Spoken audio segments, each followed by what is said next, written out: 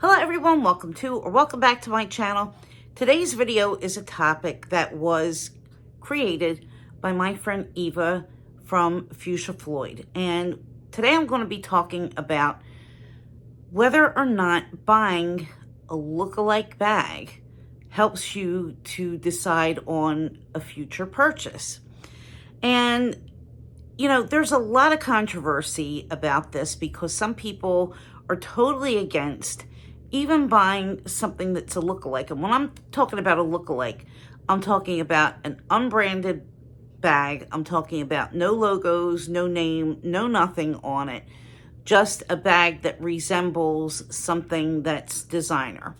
So I'm going to show you today bags in my collection and what my thought process was in buying them and whether it's made me want to get the real thing or whether not to. And when I say the real thing, I mean, you know, the higher priced version.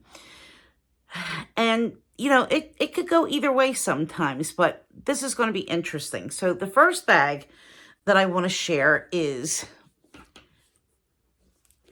my Tiffany and Fred Picotin. This is equivalent to a Picotin 18, and I'm calling it a Picotin because obviously we know that's what the style is. And everybody knows, even though there are bucket bags that are very similar, everyone knows that this particular style with the strap down the front is what Hermes uses, and it's really known by the name Picotin. So I love this bag. I've had this for maybe about a year, and the leather on this is just so nice. It's so nice and smushy. It's got a lining. It's not a suede lining, but it feels like a really nice microfiber. And this is just a great little bag. And even though I do plan on getting a Picotin, I was very unsure of the size. And for the price, it was well worth for me to get this version from Tiffany and Fred to see if the size would work, because I was kind of on the fence, and I've been on the fence whether to get an 18 or a 22. My essay actually said that the only difference is the height, and you're just gonna, you know, have extra room at the top with the larger bag. So I thought, well, let me just try this out for size and see how it works, and the size is just perfect for me.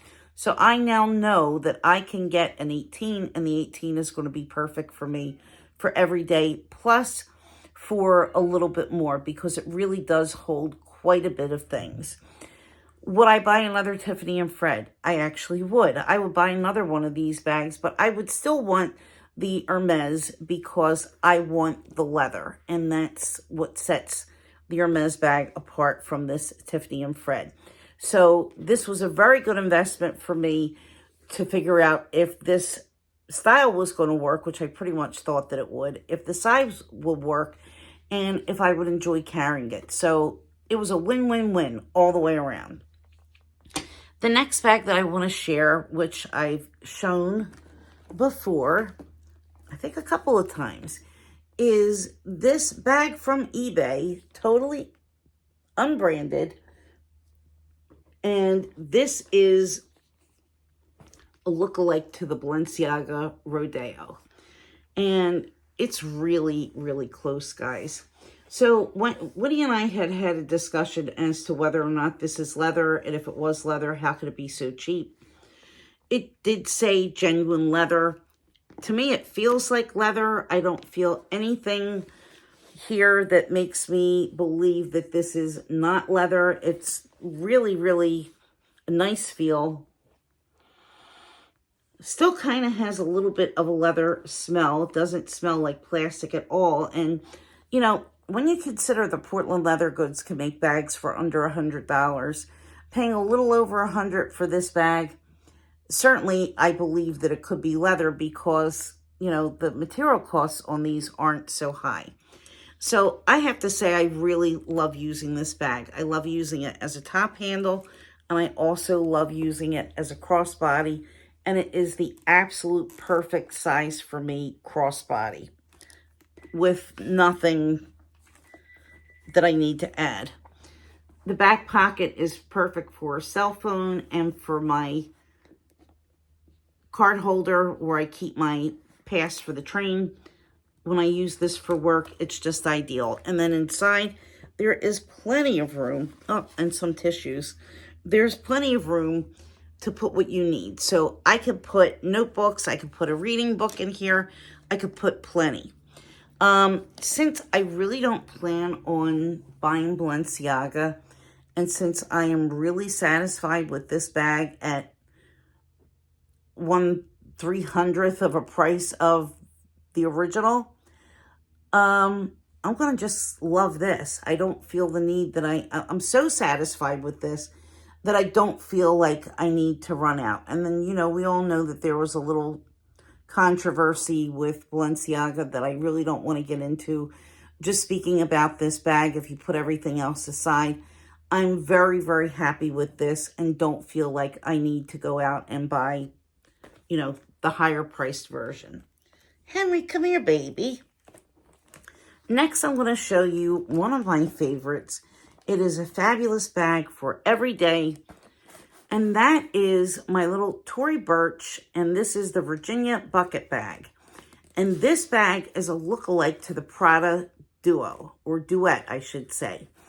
It's a really nice black nylon. It has a little pocket in the front, which is so handy. My phone doesn't fit in here, but my train pass sure fits. And sometimes I'll put a wallet in here or my pass holder if I'm going to work. This is kind of like a little clown cart. It holds everything that I need. And although this doesn't say that it's weatherproof, it is definitely water repellent enough that when I wear this in the rain, nothing gets wet. So it does come with a shoulder strap, and this is a really nice web strap that's cotton and feels incredibly comfortable on. Some tissues. So here's the opening. It's got a little zip pocket inside, perfect for holding some cosmetics if you don't want to carry a little pouch with you. So it's really just an excellent, excellent little bag. And I have to say, as much as I like Prada nylon, I've known of Prada nylon and I've had items from Prada with their nylon. It is absolutely beautiful.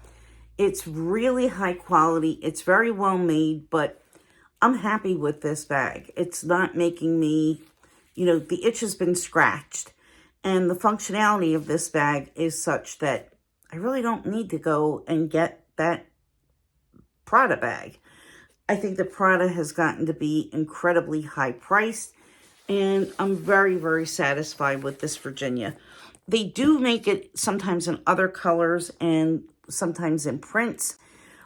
I'm hoping that they're not going to discontinue the nylon line because I do like the nylon bags from Tory Burch a lot.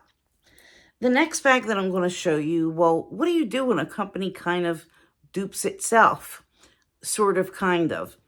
So I've always said, oh, I don't want a Kelly, I don't want a Kelly.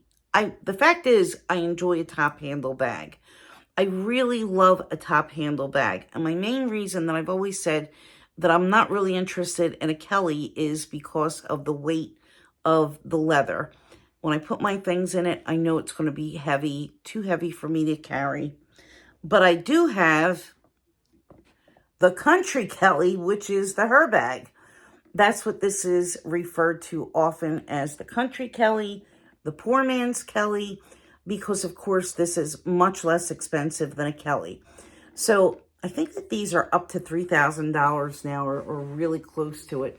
And a Kelly starts at around, I think, 8 or 9 now. I think that they're pretty much the same price as the Birkin. But first of all, I love the Retorn. I would never want to get a Kelly that's not a Retorn. I don't like the Cellier because it takes up way too much room inside of the bag. But for me, this has many advantages over the Kelly.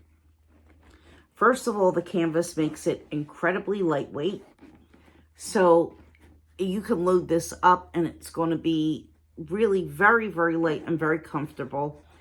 This is incredibly durable. I could be a little bit more carefree with it. I know that I'm not going to have any kind of issues with, you know, of course I'm careful, but this is not going to get damaged nearly as easily as some of the Hermes leathers would.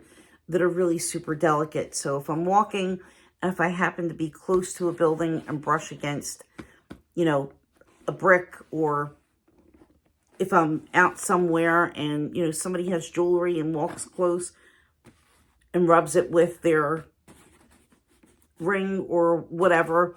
And then there was tonight when Henry decided that he wanted to make biscuits on the chair, and then he went after the her bag when I had it out, and I was like, oh no, no, no, it wasn't the her bag. It was my brand new Coach denim. I said, no, no, no, we just can't do that. No, we're not going there. But yeah, this is really, really sturdy. And it's light, it's comfortable. So maybe I would consider a Kelly. I put it this way, when I really think about it, I like this enough that I would consider buying a Kelly, but I really enjoy this bag so much that I probably would prefer another her bag. So that's where I stand with this. So if you're like me, and if you don't like to just keep running out and buying things and then having to return them, you know, getting things that you're not really sure if you're going to like because you don't want to go to the store and you think that there's no place close for you to actually look at the item, it really makes sense to spend a little bit of money. If you don't like some of these, I mean, you could always sell it. You could always give it to somebody. If you're not spending a ton of money, you know, if you try this bag and you absolutely hate it, you're not out a lot if you don't love it. So that's my thought process. Let me know what you think. Are there any bags that you've bought because you like the style? And if you did it make you want to buy the real thing, or did you reconsider? Thank you so much for watching. Please go over, if you haven't seen Eva's video yet, watch, subscribe because she's awesome, and I will see you all soon. Subscribe to me too. Bye.